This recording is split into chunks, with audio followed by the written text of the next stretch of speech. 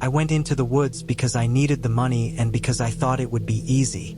The job was seasonal trail maintenance for a private land trust that owned a huge stretch of forest far from any town. My task was simple on paper. Walk the outer loop of the property over 3 days, check trail markers, note fallen trees, and flag any erosion near the creek crossings. No heavy tools, no crew, just me, a map, a GPS unit, food, and a small tent. I had done similar work before in parks closer to towns. This place felt different the moment I arrived. The road in was a long dirt track with deep ruts and no signs. The trees pressed close on both sides, tall and old, blocking the sky. When I parked, the silence felt thick, like a blanket pulled tight. No wind, no birds. Even my footsteps sounded wrong, too loud and sharp. I locked my car even though there was no one around, slung my pack on, and stepped onto the trail. The woods were dense. Pine needles covered the ground in a soft layer that hid rocks and roots. The air smelled damp and sour, like rot and old water. I followed orange markers nailed into trees, checking them against my map. Everything matched. The work was slow but calm at first. I noted a fallen oak blocking part of the trail and marked the location. I crossed a shallow stream and wrote down that the banks were holding. Normal stuff. By late afternoon, I noticed the first strange thing. There were footprints on the trail ahead of me. Fresh ones. The soil there was dark and soft, and the prints were clear. They were boot prints, not animal tracks. Big boots, bigger than mine. The pattern was worn smooth in places, like the boots were old and used hard. That was odd because this land was private. The access gate had a lock, and only staff were supposed to be inside. I told myself it could be another worker.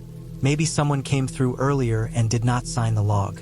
I kept walking. The prints stayed with me for a while, then faded where the ground turned rocky. I stopped thinking about them. I set up my camp just before dark in a small clearing near the trail, where the map showed a designated site. I ate from a pouch and listened to the woods settle. As night came, the silence broke into small sounds. Twigs snapping, leaves shifting, something moving far off. Normal forest noise, I told myself. Still, I slept lightly. I woke in the night to the sound of something heavy moving near my camp. Not close enough to touch the tent, but close enough that I could hear the ground compress under weight. Slow steps, pauses, then more steps. I lay still, barely breathing. I did not hear an animal snort or growl. I did not hear claws. The steps sounded careful, measured. After a long time, they moved away. In the morning, I checked around the camp. There were boot prints in the soft dirt near the edge of the clearing. The same worn pattern. They circled the area once, then led back toward the trail. My stomach dropped. Someone had walked around my camp while I slept. I packed up fast and got moving. The second day took me deeper into the woods, farther from the road. The trees grew thicker, the trail narrower. In some places it felt like a tunnel of branches. I found more signs of someone else. Broken twigs that looked snapped by hand, not fallen. A strip of orange tape tied to a branch, not the kind used by the land trust. It was newer, brighter. I did not mark that on my map. I just kept walking. Around midday, I found a place where the trail had been altered. Stones had been moved to block the main path, forcing a detour that did not exist on the map. I checked my GPS. I was where I was supposed to be. Someone had changed the trail on purpose. I stepped around the stones and continued, my nerves tight. The woods felt closer now. The light dimmed even though it was still early. I kept feeling like I was being watched. Every time I stopped to write a note or check a marker, the feeling grew stronger. I would look up and see nothing but trees. No movement, no sound, just the sense of eyes. Later that afternoon, I smelled smoke, faint but real. I followed it off the trail, moving slow and quiet. I found a small fire pit hidden between fallen logs. Cold ashes. A piece of foil melted into the dirt. Someone had camped there recently.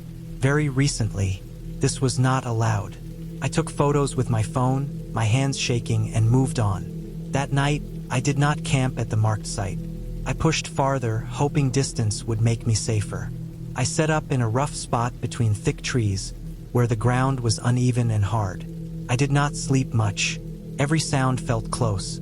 At one point, I heard breathing that was not mine. Slow, steady. It came from somewhere beyond the trees. I held my breath until my chest hurt. The breathing stopped. I did not hear footsteps that time, but I knew someone was out there. By the third morning, I decided I was leaving early. The job was not worth this. I planned a route that would cut the loop short and lead back toward the road. As I packed, I noticed something tied to a low branch near my tent.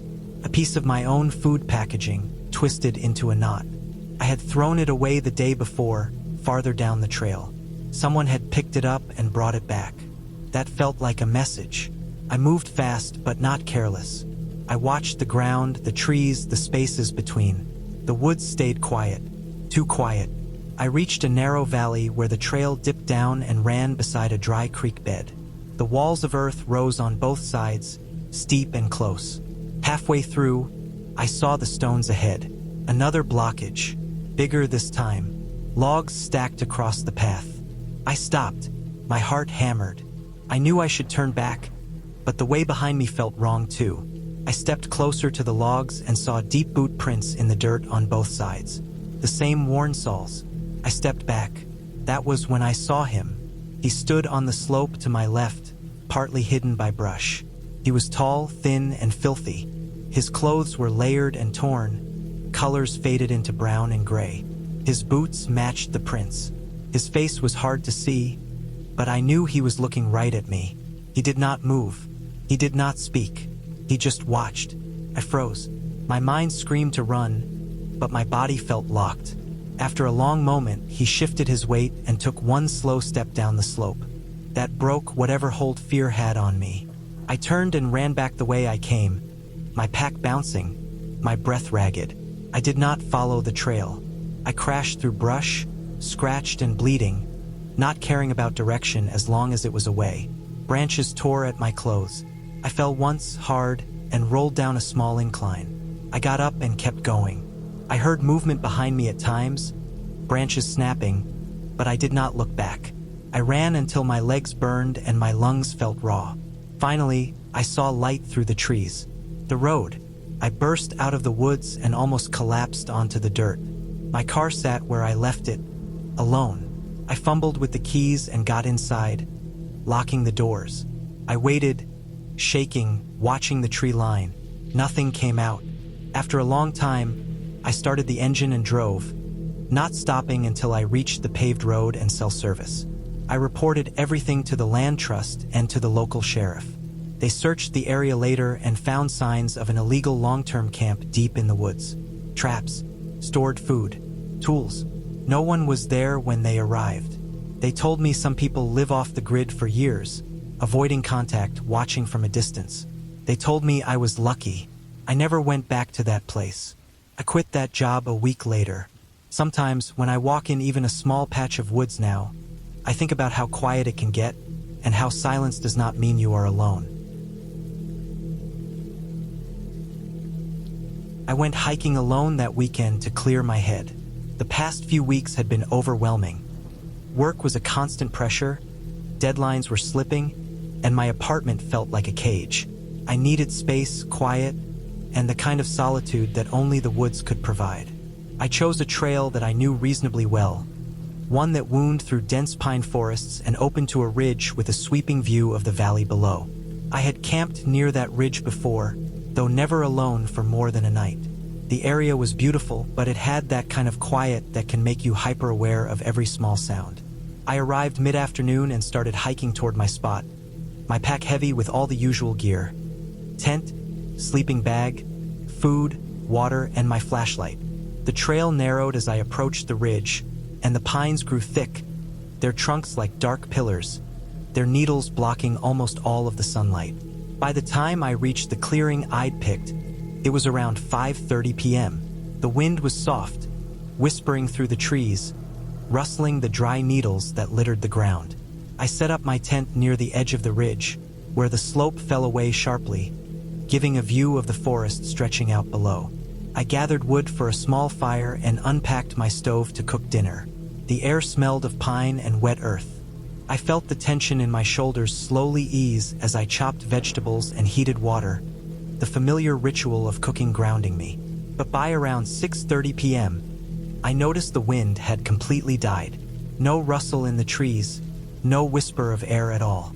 That in itself wasn't unusual for the ridge in October, except that the forecast had predicted light gusts through the evening. The stillness felt unnatural.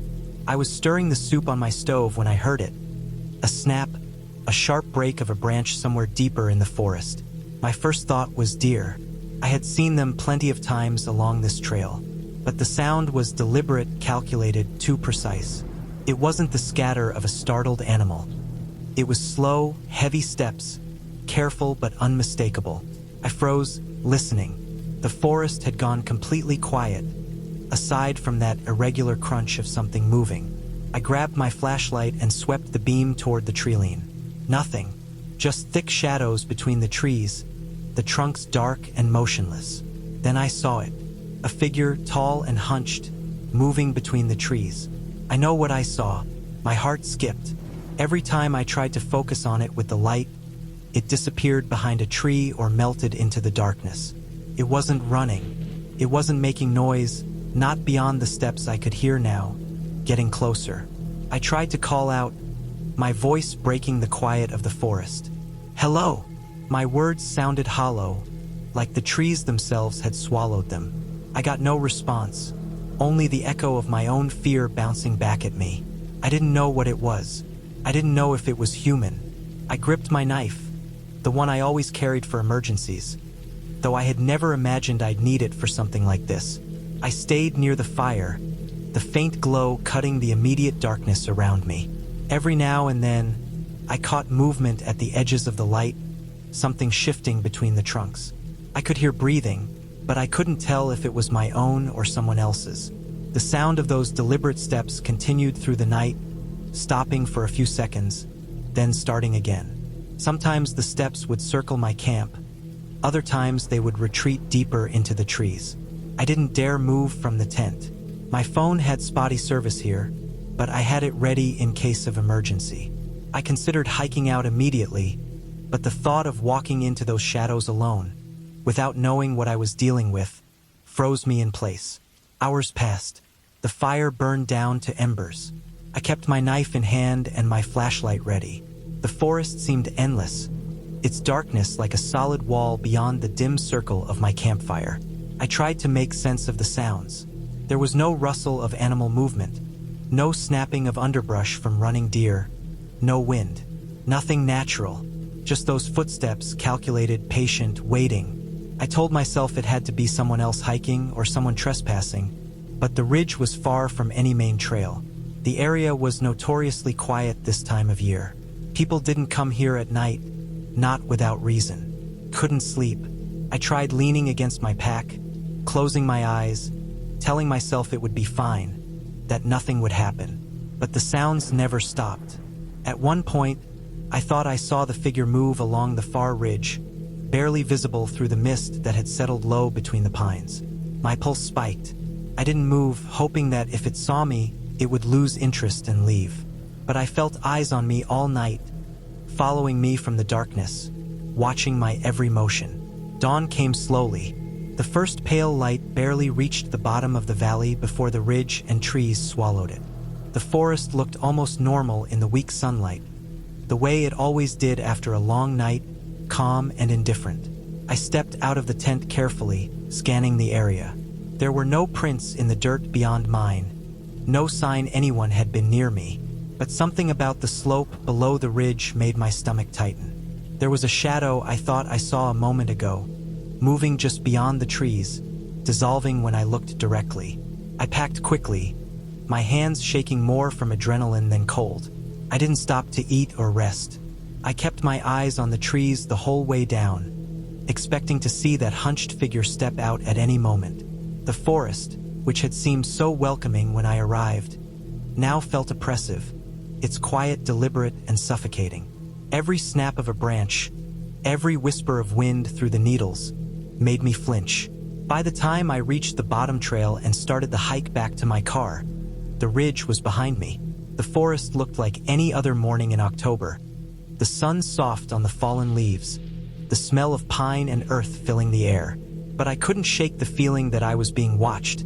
Even as I left the area completely, I glanced back one last time. Near the top of the ridge, between the trees, I thought I saw it, just for a second. A tall, hunched shape standing perfectly still, watching me go. Then it disappeared again, blending into the forest, patient and unseen. I haven't hiked alone in that area since. I still think about it, replaying the steps, the sound of deliberate movement in the dark, the way the forest seemed to close in around me. I've hiked other places alone, and I've never felt that same unshakable feeling of being observed. I don't know if it was another hiker, a hunter, or something else entirely. I'll never know. But every time I think about the ridge, about those hours I spent alone in the dark, I remember the footsteps circling my camp, the figure vanishing every time I caught a glimpse, and the impossibly silent way the forest waited for me to leave. The experience changed the way I hike. I'm more careful now, more aware of the signs around me. I check the wind, the underbrush, and the tree line for anything that seems out of place. I make sure I'm never alone in dense forest at night. And though it's been years, I still think about that ridge, still remember the unnerving stillness, the heavy, deliberate steps in the dark. I may never understand what I saw, or if I even really saw it, but I will never forget the fear of knowing someone or something was out there waiting and that I was entirely alone. I went with 3 friends for a weekend camping trip, hoping to get away from the city and all the stress that seemed to follow me everywhere. We drove for hours, winding along narrow roads until the last stretch turned into dirt and gravel. Eventually, we were miles from the nearest paved road, deep in the Ozarks. The trees here were thick and ancient, pine and oak tangled together, and the ground was uneven with hidden roots and fallen branches. We chose a small clearing beside a creek for our campsite. It was perfect, secluded, quiet, and far enough from any other campers that we could really feel alone. The first few hours went like any other camping trip. We set up tents, gathered firewood, and started a small campfire that crackled warmly as the sun slipped behind the hills. The sky darkened, and the woods began to take on that heavy, shadowed look you only get miles from civilization. Birds had gone silent, and the only sound was the creek burbling softly in the distance. My friends were joking about old horror movies, teasing each other, trying to be brave. I laughed along, but there was always that little edge in the back of my mind, the kind of feeling that maybe we weren't as alone as we thought.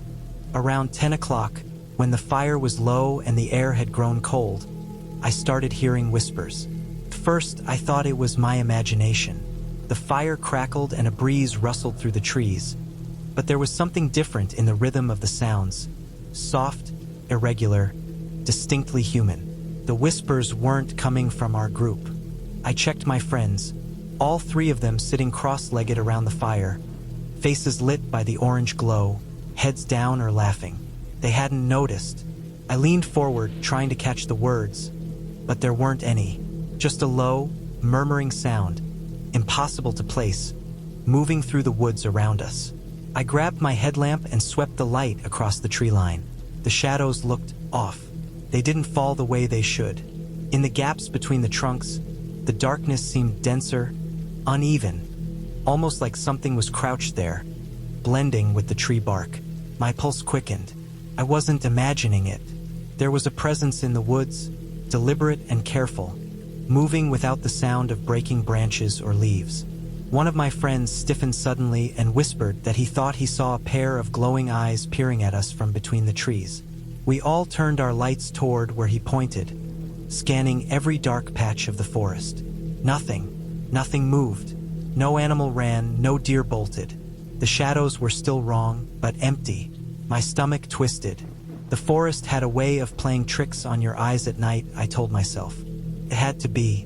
We tried to keep talking, making jokes again, but it felt forced.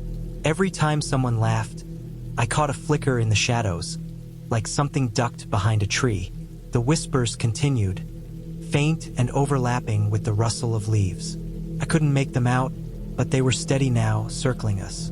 I had no idea how long we sat there like that, fire low, light sweeping around, every nerve on edge. I didn't sleep that night. Every small sound made my heart race.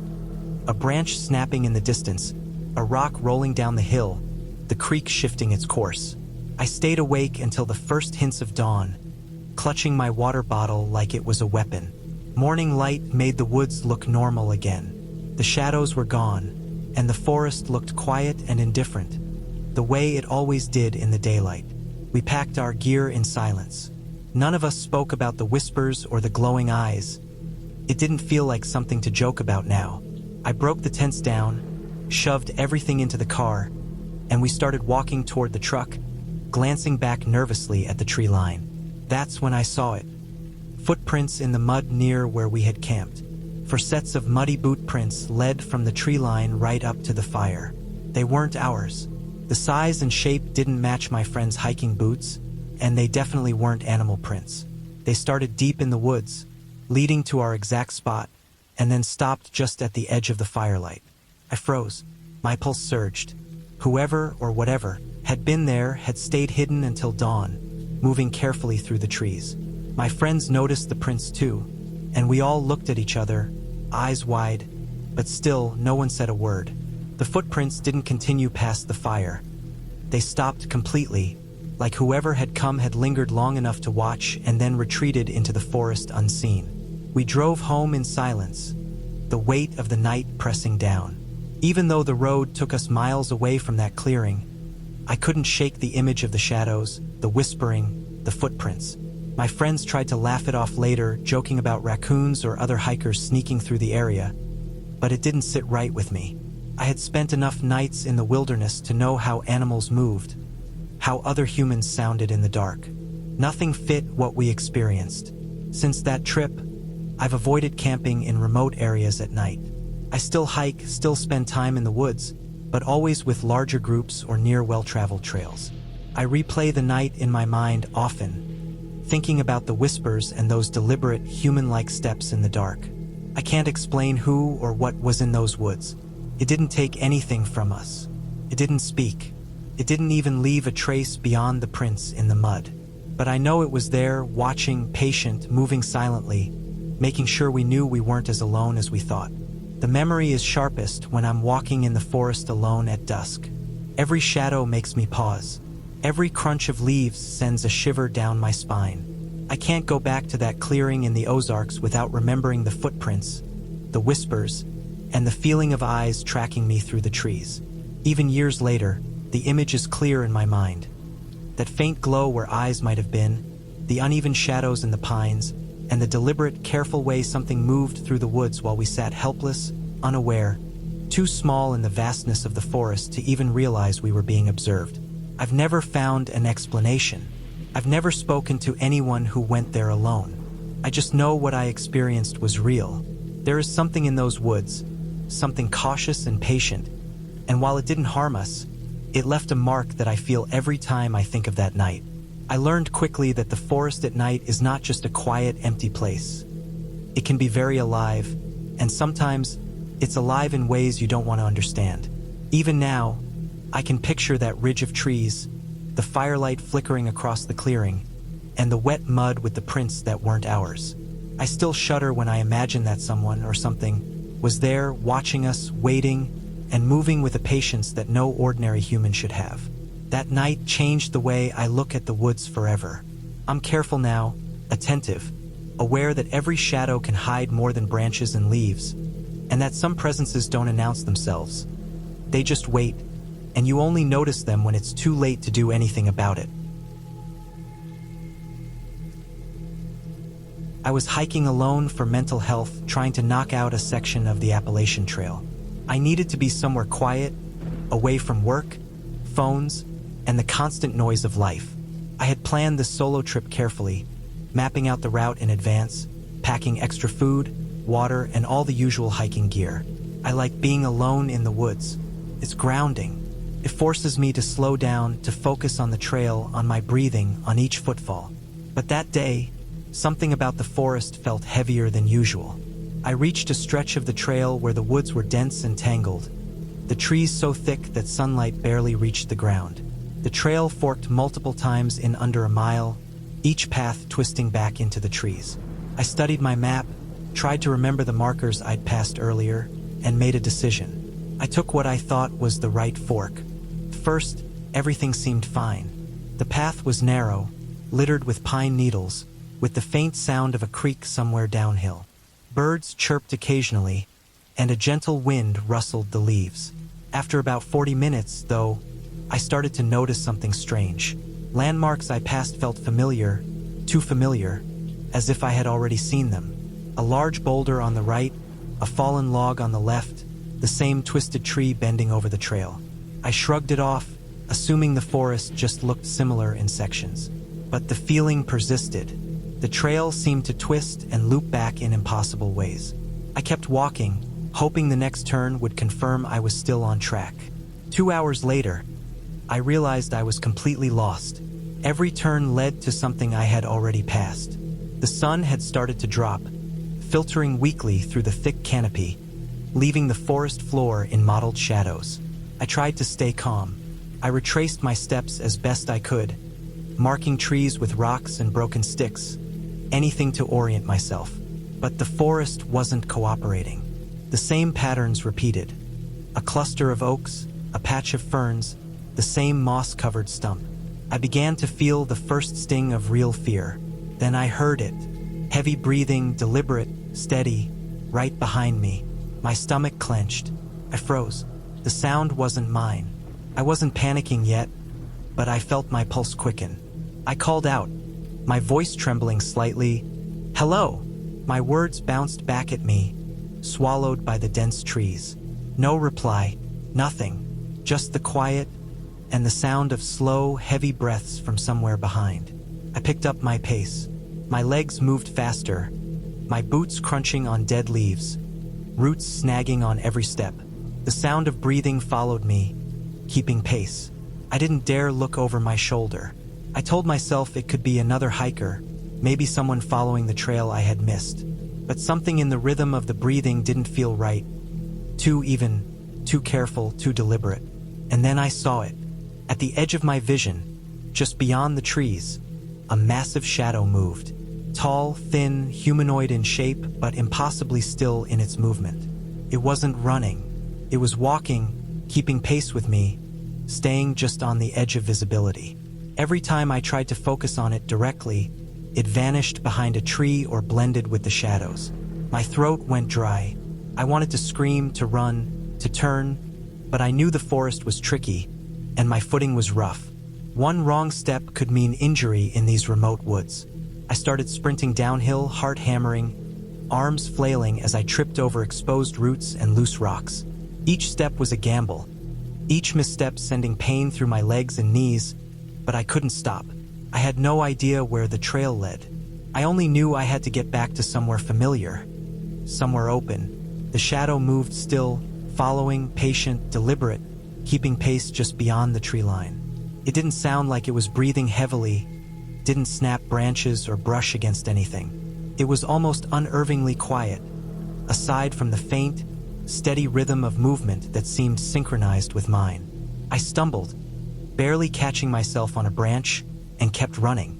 Sweat poured down my face, and the cold air stung my lungs. The sun dipped lower, casting long, jagged shadows across the forest floor, making it even harder to distinguish trees from open space. Panic was rising, a cold knot in my stomach that made it impossible to think clearly.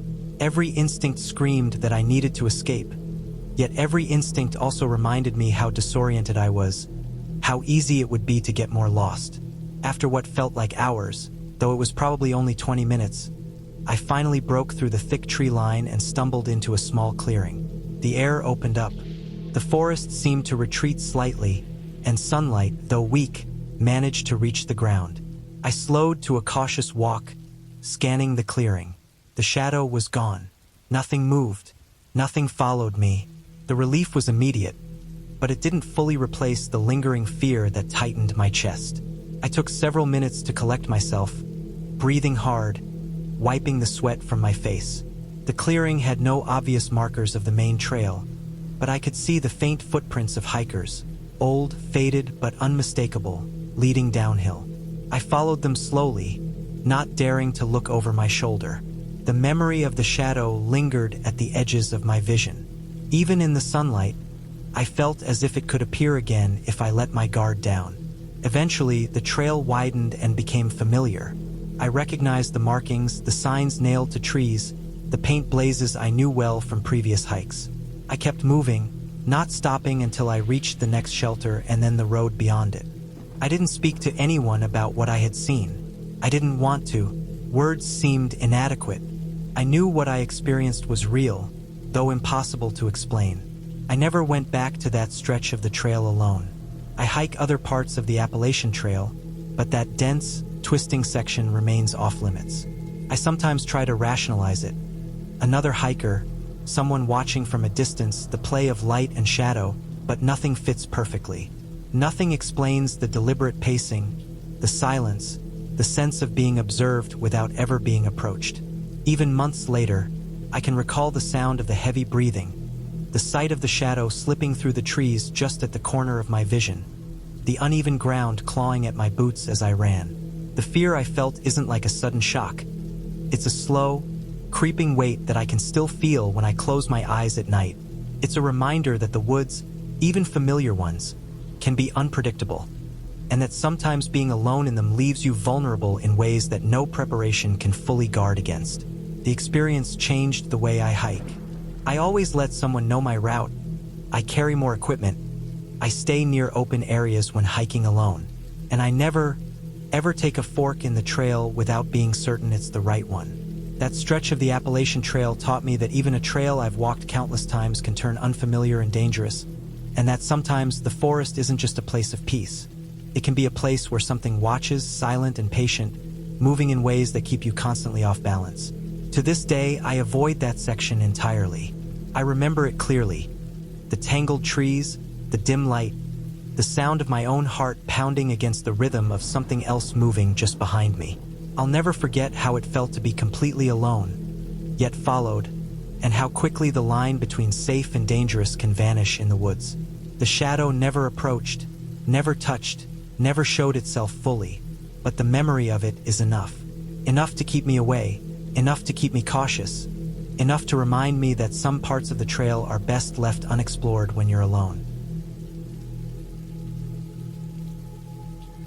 November 10th, 2021, 5:45 a.m. I drove upstate with my cousin to check on her family's old cabin before winter fully set in. The roads were quiet at that hour, and the forest on either side of the highway was shrouded in thick fog.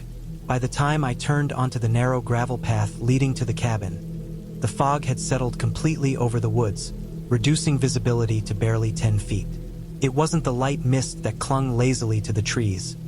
It was heavy and rolling, thick like smoke, clinging to the ground and creeping between the trunks. I parked the car and got out, the gravel crunching under my boots. My breath came out in misty puffs, blending into the fog around me. The first thing I noticed was that the fog moved strangely, not just drifting in the wind, but curling and swirling as if it had a shape of its own. I could almost make out vague forms, but they were never consistent, just fleeting shadows that vanished if I stared too long. I shook my head, telling myself it was just the pre-dawn light and the fog playing tricks on my eyes. The walk from the car to the cabin was short, but it felt unnervingly long. The forest was quiet, too quiet. Normally at this hour, I would hear birds waking or a creek trickling somewhere nearby. But that morning, even the creek seemed muted, as if the fog was absorbing sound. Every step on the damp ground echoed sharply in my own ears, startling me every time. When I reached the cabin, everything seemed normal at first glance. The wooden exterior was weathered and darkened from years of rain, frost, and snow, but the structure itself was solid. Smoke curled lazily from the chimney, leftover from last weekend's fire, and the porch light was off. I unlocked the door, expecting the familiar creak of the hinges. That's when I noticed something strange. The door I had locked the night before was wide open. I froze, my hand still on the doorknob. My cousin had been careful about this cabin. It was isolated, miles from the nearest neighbor, and she always made sure to lock everything before leaving. I checked the windows, locked from the inside, exactly as I had left them. Nothing had been disturbed inside. There were no broken locks, no signs of forced entry. But the door was open. I stepped back, my boots squeaking on the porch boards. That's when I heard it, the first sound that really made my heart skip. Footsteps on the roof. Slow, deliberate, measured. Not running. Not skittering like an animal. Just steady, heavy steps moving across the shingles. The sound was distinct, reverberating through the wooden porch ceiling beneath me. I crouched low, gripping the handle of the hatchet I always carried in my pack. I scanned the roof as best I could, using the fog to gauge shapes. The mist twisted around the treetops and the cabin, reducing visibility even further. I couldn't see anyone or anything, but the footsteps continued, moving in a careful circle, slow and deliberate. Each footfall made the porch boards shiver slightly, and every vibration traveled up through my feet. My pulse was hammering in my ears. I backed inside the cabin and locked the door behind me, checking each window again. All secure. I could hear the faint tapping continue above me, moving slowly across the roofline. I sat in the corner of the living room, hatchet in hand, every sense on alert. The fog pressed against the windows, swirling like it wanted to seep inside, but the glass held it back. I kept my eyes on the ceiling, listening for any change in sound. Minutes stretched into an hour. I didn't dare make a phone call. My service was patchy, and I didn't want to draw attention if there was someone outside. Time passed slowly. The footsteps didn't pick up speed. They didn't stop abruptly either. Occasionally, I would hear the soft scrape of something across the shingles, or the muted sound of a branch brushing against the roof. I considered opening a window to see, but the thought of leaning outside while someone or something was on the roof made me freeze. I stayed where I was, every muscle tense, waiting for dawn to break. By the time sunlight began filtering through the foggy windows, the footsteps had stopped. The forest outside remained silent, almost eerily so. I crept to the door and stepped onto the porch cautiously, hatchet raised. The roof looked undisturbed. No footprints in the frost-covered shingles. No broken branches above. Nothing to indicate someone had been there. The fog was thinning now, but the shapes I had glimpsed earlier seemed to linger at the edges of my vision. Shadows that didn't belong to any natural object. I spent the morning carefully inspecting the cabin. Every lock, every window, every door. I checked them all. Everything was secure. There was no sign of a human presence. No indication anyone had entered the cabin. I even checked the trees surrounding the roof, looking for branches that might have allowed someone to climb up. Nothing. Everything was just as it should have been. When my cousin arrived later that morning, she laughed at first, thinking I was making a joke about the fog and my early arrival. I didn't mention the footsteps on the roof. Couldn't. There was no proof, and I knew it would sound ridiculous. Everything seemed normal to her as well. She walked through the cabin, checked the locks, and confirmed nothing had been touched. But I know what I heard. I know the sound of heavy, deliberate steps pacing the roof above me. I can still picture the fog outside, swirling and curling in shapes that didn't quite make sense, as if it was watching along with whoever or whatever was up there. I left that day feeling uneasy, constantly glancing at the tree line as I drove away. Even weeks later, the memory of that morning stays with me. I'm careful now when checking the cabin alone, always making sure someone else is with me. I always inspect the roof and surrounding trees, even if nothing seems out of place. I've thought about explanations, animals, the wind, loose boards, but none fit perfectly. The sound was deliberate, measured, too heavy for a small animal and too careful for random natural causes.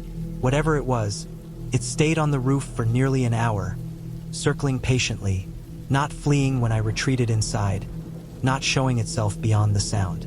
I haven't spent a morning alone at that cabin since. I let my cousin handle winter preparations, and I go only when she's with me. The memory of those slow, steady footsteps, the swirling fog, and the unsettling silence outside the cabin's walls has stayed with me. It was real and it was close. I know now that isolation in the woods doesn't just make you feel alone. It makes you vulnerable. You never really know what might be watching, waiting, or pacing quietly above you, measuring, observing, and keeping just out of sight.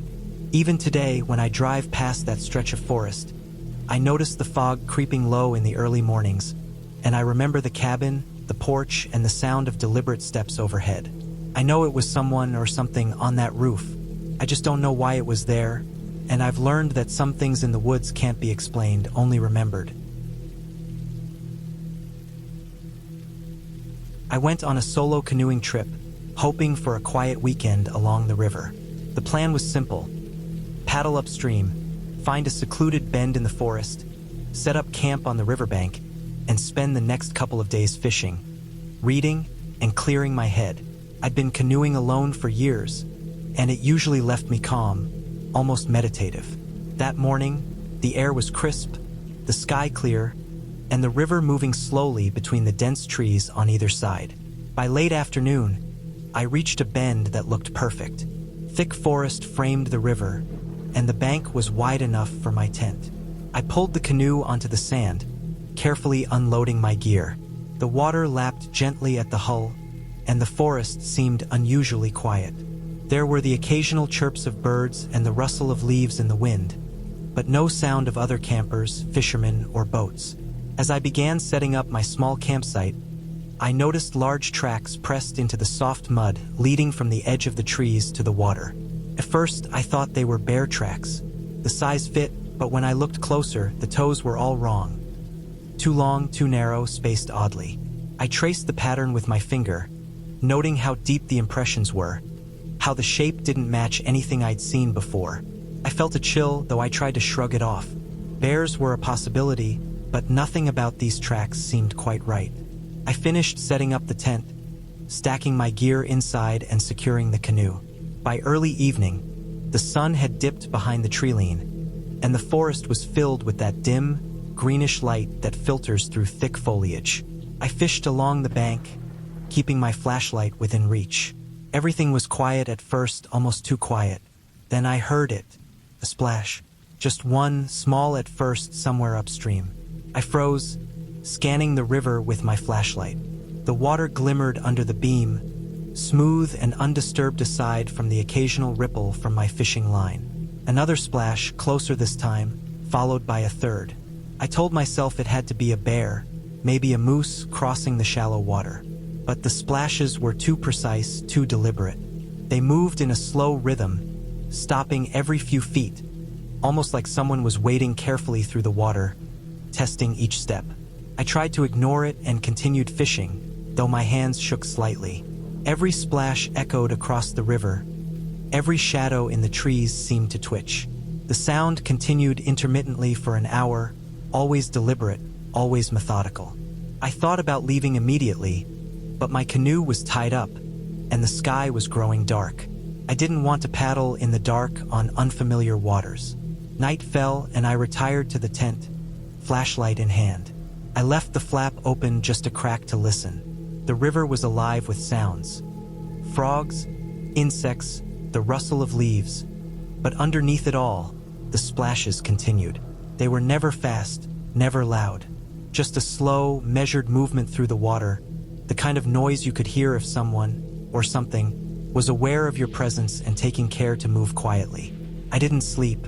Every time I closed my eyes, I imagined movement at the edges of the river, the shadow of something tall waiting just beyond the glow of my flashlight.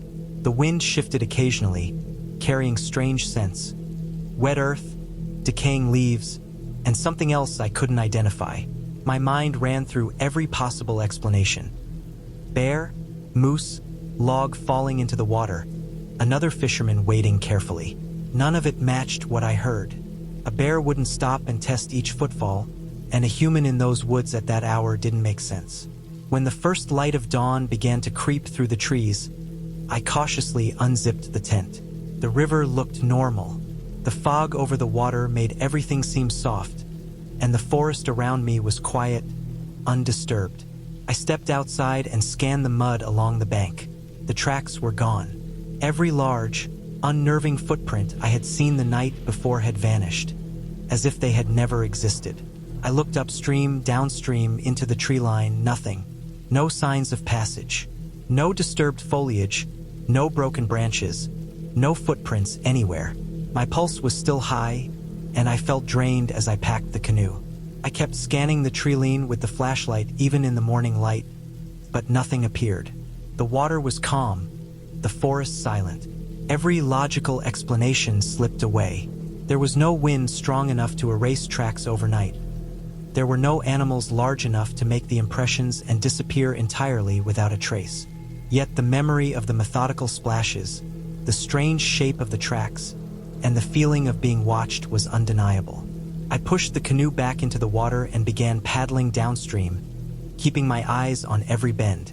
Every shadow, every tree at the edge of my vision felt loaded with potential movement. I stayed alert, paddling faster than usual, checking behind me regularly. There was nothing, but I couldn't shake the sense that I was being observed. Even as I left the bend behind me and the forest began to open, the unease stayed with me. By the time I reached a familiar landing where other canoes were tied and people were stirring, the adrenaline had worn off slightly, replaced by exhaustion and a lingering dread. I told myself it was the isolation, the fog, the stress of navigating alone. I told myself that bears or moose sometimes make strange movements in the water. But I knew what I had seen, or at least what I had felt. Something had been in those woods that night, deliberate, cautious, patient, and aware of me. Even now, I think about that bend in the river. I can picture the tracks in the mud, impossibly long and narrow, the careful splashes echoing through the night, and the feeling of eyes watching me from the edge of the forest. I avoid that section whenever I can, and I make sure to stay on rivers I know well or paddle with others. I've gone back to that river since, but never to that bend, never after dark. The memory is too precise, too real. The experience left me with an understanding I hadn't had before. The woods, the rivers, the forests. All of it feels calm and peaceful in daylight, but at night, alone, there is a presence that is impossible to ignore. Something in those remote areas observes quietly, moving with patience and caution, staying just out of reach. I never saw it clearly, never got a full view, but the impression it left, deliberate, careful, and patient, is enough to make me wary for the rest of my life. I still paddle rivers, still hike alone occasionally, but the memory of that night reminds me that wilderness isn't always empty. Even when you think you are alone, something can be there, moving silently, making its presence known in small ways that unsettle every sense. That bend in the river, with the tracks and the splashes, is burned into my mind. I'll never forget it, and I'll never go back there alone after dark.